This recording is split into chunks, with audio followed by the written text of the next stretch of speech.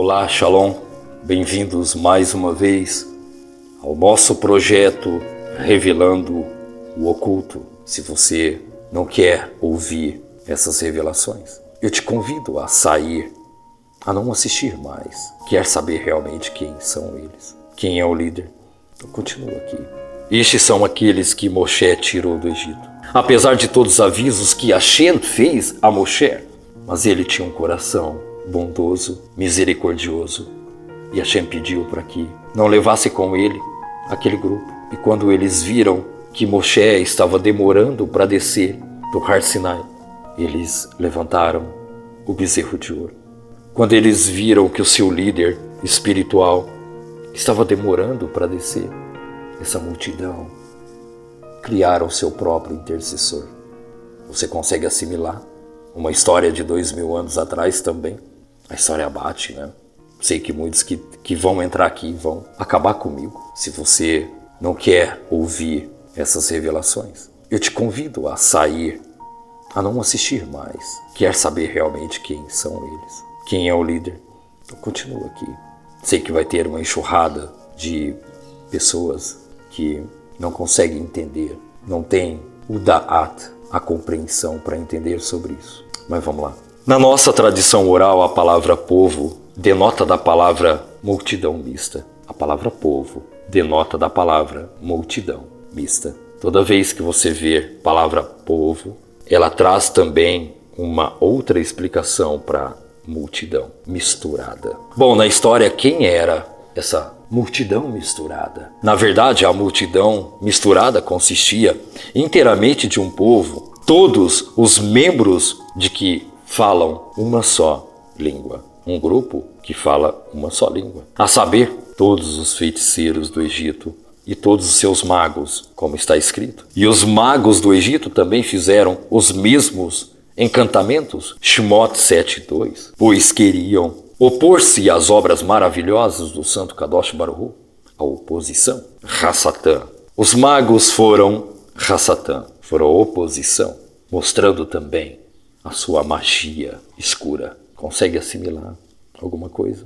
Consegue entender? Os mesmos efeitos de Kedushá também está na Tumá. Aquele também pode confundir você com os mesmos efeitos de santidade, usando a Tumá, o mal. E isso modifica seu pensamento. E isso muda sua percepção. A Tumá misturada de Kedushá. Essa é a ideia. Mistura de santidade e Tumá, impureza. Tudo se transformou num algo só. Claro, para as nações. Mista. Estes, quando viram os sinais e maravilhas que Moshe estava realizando ali no Egito, eles foram a Moshe para serem convertidos. Eles viram a grandeza de Kedushá em Moshe e disseram: queremos também nos converter ao monoteísmo. Vamos converter a um Deus só. Porque ali eles viram santidade e Moshe era bem. Mas, diz o santo Moshe, o próprio Elohim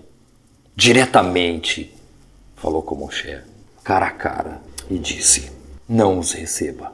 Uau, como assim?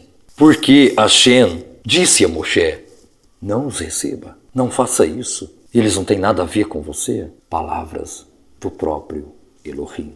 Aqui não foi um rabino, foi palavras do próprio Kadosh Baruch Hu.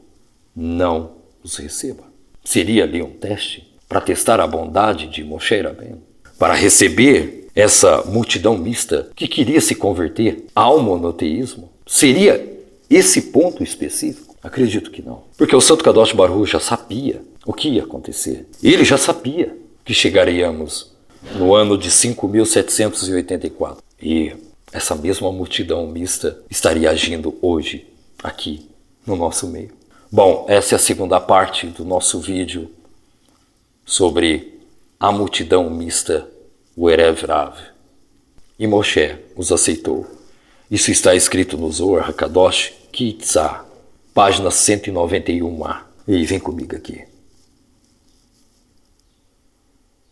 Moshe, com o seu coração, pensou: eles podem se juntar a nós e obedecer, cumprir as mitzvot, adorar somente um Elohim? Vamos dar uma chance a eles? Ao grupo misto, à multidão mista. Ok? Que isso fica especificado, essa mistura, esse envolvimento de Kedushá e Tumá se transformou numa multidão mista. A Tumá, dentro da Tumá, existe Kedushá. E dentro da Kedushá, também a Tumá. Como afastar desse grupo misturado? Eu falei anteriormente, quais são suas ações? Bom, a pergunta é, por que ele os recebeu? Aqui vemos duas visões diferentes do Santo Kadosh Baruch Hu. Ele já sabia do futuro e o que aquela ação levaria. Mas Moshe viu naquele momento apenas o presente. Ele viu que naquele momento aquele povo poderia se transformar em Kedushá. Que aquela Tumá poderia ser transformada em Kedushá. Envolver a Tumá com santidade e transformá-la em bem. Só que, será que Moshe sabia da existência deles desde Adão Harishon? Será que Moshe teve essa compreensão da raiz do Erev Rav, dessa multidão mista? Da onde eles surgiram? Será que Moshe sabia realmente quem eles eram? Eu vou falar rápido aqui. O Rabi Hermeniahu, filho de Eliezer, disse que Adão esteve excomungado. Palavra estranha, né? Ou seja, ele estava em processo de castidade, vamos assim dizer. Ou seja, um jejum sexual por 130 anos. Uau! Entendeu agora? Da onde surgiu? Da onde foi gerado? Foram gerados 3 tipos de demônios e espíritos malignos, que são os Erev Rav, divididos em 3 etapas. A primeira etapa é os Rohim, Shidim e os Lilim.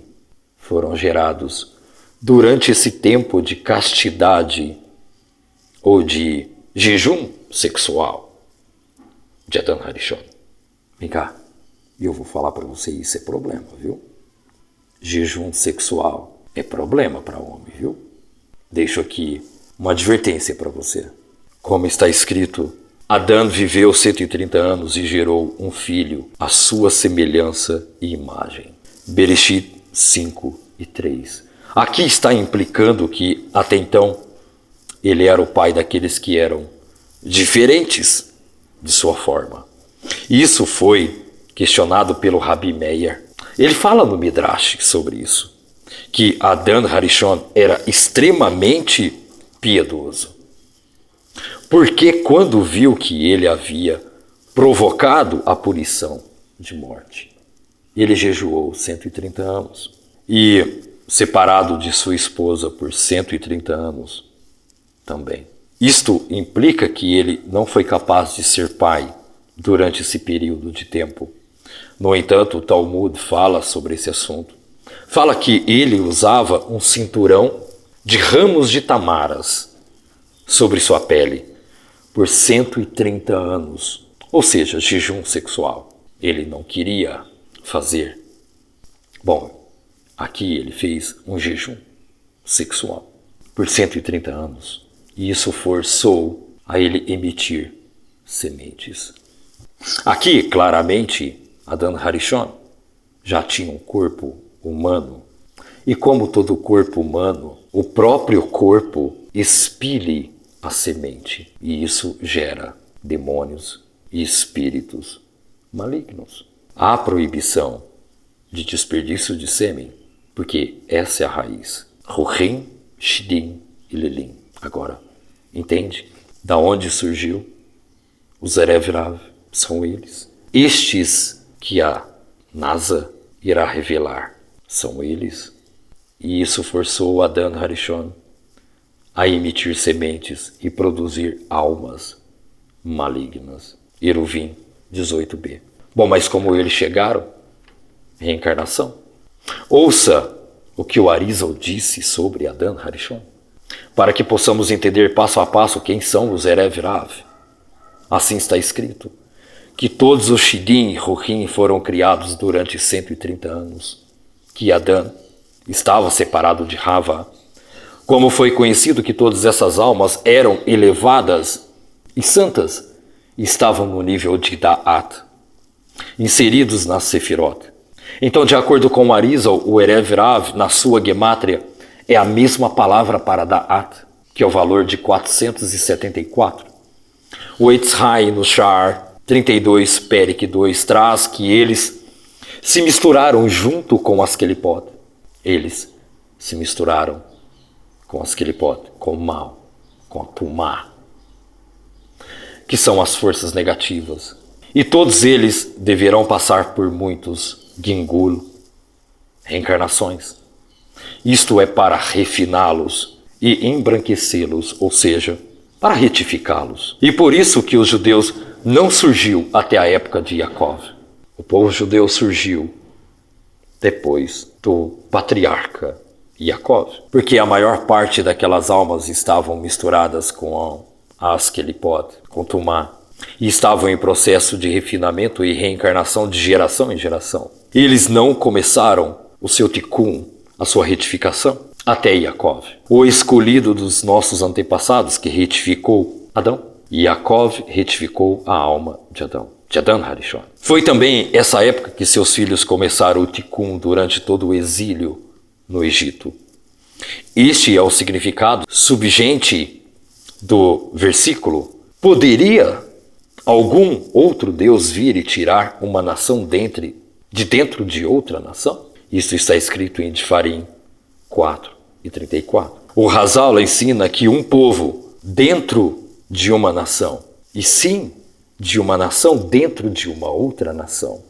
Isso foi que realmente aconteceu, já que eles estavam bem no meio das Kelipot, o Egito, e eram uma nação como eles. Eles foram então refinados, purificados e retificados no meio daquela nação, literalmente. E todo o processo do Gingul começou na geração do dilúvio, no Mabul. Eles estavam lá. Este é o significado mais profundo do verso. Hashem se arrependeu de ter feito o homem, Adão. Adão, sangue e terra. Ter criado o homem sangue, o homem terra e a terra. Tem vários significados aí. É só você prestar mais atenção. Aqui nesse verso há duas formas de ver. Adão, homem. Adão, espiritual. Adão, alma, terra e sangue. Podemos também entender que Adão significa terra e sangue. Ou seja, ali, ele, o santo, se arrependeu de ter criado a terra também. Tanto que ela foi amaldiçoada. Bom, tudo isso está escrito em Bereshit 6:7. E isso também se refere à geração do dilúvio. E isto também se refere ao fato de que eles estavam no nível do próprio Adão, homem. Mas Harishon foi emanado dele durante esses 130 anos. O Santo Arizal traz vários psukim. E neste pasuk é discutido o mal dessa geração. Em seguida, eles reencarnaram como a geração da dispersão. E eram maus como seus pais. Isto é o que está escrito. Hashem desceu para ver a cidade e a torre que a humanidade levantou, a torre de Babel. E literalmente, a torre traz o filho do homem. A torre traz o filho do homem. Vou repetir novamente. A torre, Babel, traz o filho do homem. A subida trouxe o filho do homem para todas as nações. Entendeu? Quem é o filho do homem? Isso foi construído no Pasuk, em Bereshit 11:5. O Sagrado Zohar elucida também desse Pasuk, no Bereshit 75a, que literalmente o filho do homem, que é Adão Harishon. O texto sugere o fato de que eles eram literalmente seus filhos, que seria a terceira reencarnação, Ruhim, Shidim e Lilim. Isso foi para sugerir que a sua maldade foi o resultado da semente que era para ser destruída, a semente dos 3 demônios, das almas que vieram da fonte da Tumá. E essa semente que era para ser destruída de Adão, que foi chamado de mal, Tumá. Após esses 3 Gingulim, ou Gingul, ao longo de 3 gerações eles retornaram pela 4ª vez ao Egito. Estes eram os Benei Israel, nascidos naquela geração. Naquele exílio e naquela época foi criado uma alta tecnologia chamada de Tikkun. É o que temos até hoje, usados os 10 salmos do Tikkun HaKlarim para o nosso refinamento e para que adentrarmos no Kodosh HaKodoshim, no Santo dos Santos, refinados, limpos de qualquer impureza da Tumá. E essa tecnologia, chamada de Tikkun, finalmente começou. E foi dada a oportunidade para o retorno deles. Isso foi constatado pelo Santo Arizal no Shahar HaKenevod 1b. Bom, essa é a segunda parte do vídeo sobre os Erev Rav. Eu quero trazer aqui o que o Santo Arizal falou sobre esses filhos de Adão. Ouça o que ele deixou para que possamos entender passo a passo quem são realmente os Erev Rav. Assim está escrito que todos os Shidim, Rohim, foram criados durante os 130 anos que Adão estava separado de Rava. Como foi conhecido que todas essas almas eram elevadas e santas, no nível de Da'at, inseridos na Sefirah. Então, de acordo com o Santo Arizal, o Erev Rav, na sua gemátria, é a mesma palavra para Da'at, e o seu valor numérico é 474. O Eitz Haim, no Shar 32, Perek 2, ele traz que eles se misturaram junto com as Kelipot, ou seja, a santidade, Kedushá, misturou com Tumá. Isso se transformou numa coisa só. Você tem observado hoje a mistura que está sendo feita hoje. A mistura que Erev Rav fez, inseridas no mundo hoje. Você não consegue discernir o que é puro e o que é impuro. Eu tenho vários relatos no WhatsApp, perguntas se aquele livro que aquela pessoa está lendo é realmente sagrado. Porque a pessoa não consegue discernir o que é santo e o que é impuro. Isso aconteceu também lá no passado. E essas forças negativas se misturaram com o tempo e elas estão entre nós misturadas. Lembra de quando eu falei que de quem você está aprendendo? Quem são os líderes de quem você está absorvendo o conhecimento? Qual é a sua religião? Porque tudo está misturado. Aqui do chá se misturou com Tumá. Hoje é uma coisa só. E eles, os Erev Rav, se misturaram e se transformaram numa grande multidão mista, misturada de Kedushá e Tumá. Mas para que esse problema fosse sanado, Hashem colocou um meio para que essas almas pudessem ser refinadas e voltar ao princípio. Hashem utilizou o Gingul, as reencarnações. Isto foi para refiná-los, embranquecer suas vestes, limpar seu corpo de impureza, das kelipot, das cascas, ou seja, retificá-los. E por isso que os judeus não surgiram até a época de Yaakov. Somente depois de Yaakov surgiu o povo judeu. Porque então a maior parte das almas estavam misturadas com as kelipot e estavam em um processo de refinamento e reencarnações de geração em geração. Eles não começaram o seu refinamento, o seu processo de tikkun, de retificação, até Yaakov, o escolhido dos nossos antepassados, o nosso patriarca, que retificou Adão Harishon. Foi também nessa época que seus filhos começaram o tikkun durante todo o exílio no Egito. Este é o significado subsente do verso: poderia algum outro Deus vir e tirar uma nação de dentro de uma outra nação?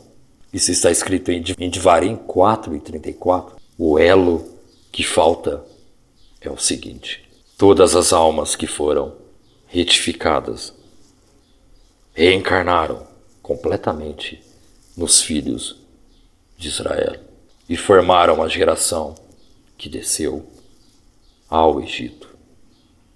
Porém, houve almas que ainda não foram retificadas, e ainda há almas que não foram retificadas e se tornaram egípcias, se cobriram com a roupagem de tumá.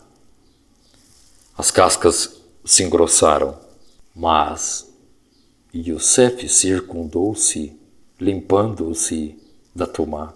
Como está escrito: vá até Yosef e faça tudo o que ele lhes disser para fazer. Bereshit 41:55. E também Jacó, seu pai, fez muitos convertidos no Egito. Bereshit Rabá 84:4. Aqueles que se converteram e fizeram a Brit Milá viveram separados do resto da sociedade egípcia e se destacaram entre o resto dos egípcios. O faraó notou esses dois níveis e, com respeito aos convertidos, e ele disse: o povo, os filhos de Israel, são mais numerosos e maiores do que nós. Eles eram os Erev Rav, que partiram com os filhos de Israel, com os Benei Israel, e eram mais do que o dobro do povo judeu. Sharei Rapik Sukim, Shemot 1:8. Os Erev Rav foram feitos das faíscas de Moshe, que é o pior por isso, porque Moshe trabalhou tão duro em nome deles para retificá-los. Isso foi falado pelo Eitz Haim no Shar 32, Perik 2. Sabendo isso, podemos agora compreender por que Moshe nasceu, correspondendo aos 130 anos durante os quais Adão fez essas almas. Além disso, explica o Santuarizal no verso seguinte, trazendo sobre a alusão semelhante, sobre o Nashon, filho de Amidav, da tribo de Yehudá. Ele ofereceu no primeiro dia um prato de prata, pesando 130 ciclos, que traz as palavras Men, Shin, Kuf, Lamed, He, escrito em Bamidbar 7, 12 e 13. E em primeiro lugar, o prato de prata pesava 130 ciclos. 130 ciclos.